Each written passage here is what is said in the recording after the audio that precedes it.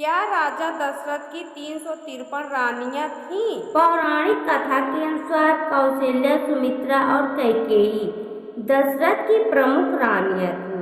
राजा ने बहुत ही प्रतिकूल और कठोर परिस्थितियों में 350 अन्य राजकुमारियों से विवाह किया। परशुराम भगवान विष्णु के शक्तिशाली अवतार हुए।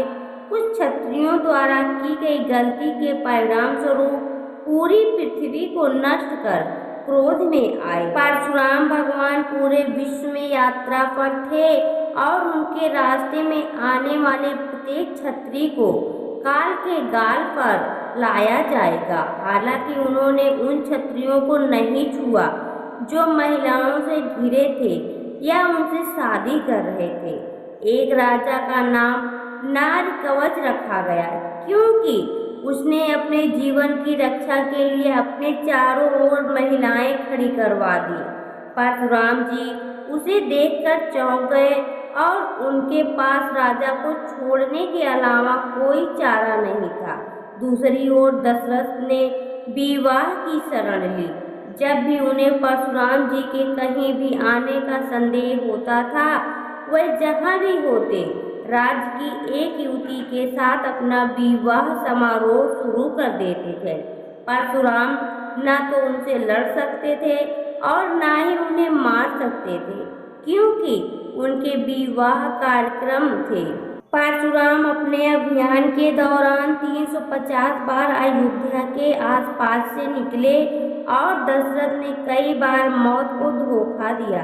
इस प्रकार 3 प्रमुख रानियां सहित 350 रानियां उनके पास आईं।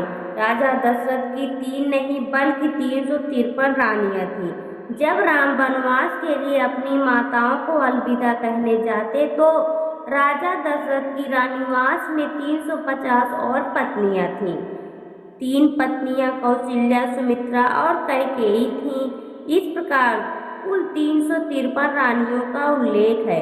तो वाल्मीकि रामायण के श्लोकों से ज्ञात होता है कि महाराज दशरथ की कम से कम 350 रानियां थीं। इसके अलावा महर्षि वाल्मीकि लिखते हैं कि महाराज दशरथ अपनी 3 मुख्य रानियों कौशल्या, सुमित्रा और कैकेयी को एक समान प्रेम करते थे। लेकिन जब गोस्वामी तुलसीदास जी ने रामचरितमानस की रचना की तो उन्होंने महाराज दशरथ की इन 3 रानियों का ही वर्णन किया।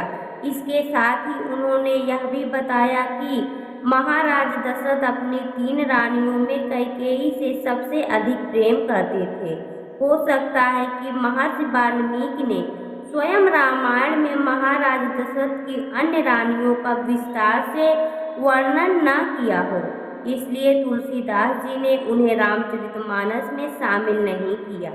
दोस्तों, आपको यह जानकारी कथा कैसी लगी कमेंट बॉक्स में ज़रूर बताएं। वीडियो को लाइक करें, शेयर करें और हमारे चैनल को सब्सक्राइब करना ना भूलें। वीडियो देखने के लिए आपका बहुत बहुत धन्यवाद।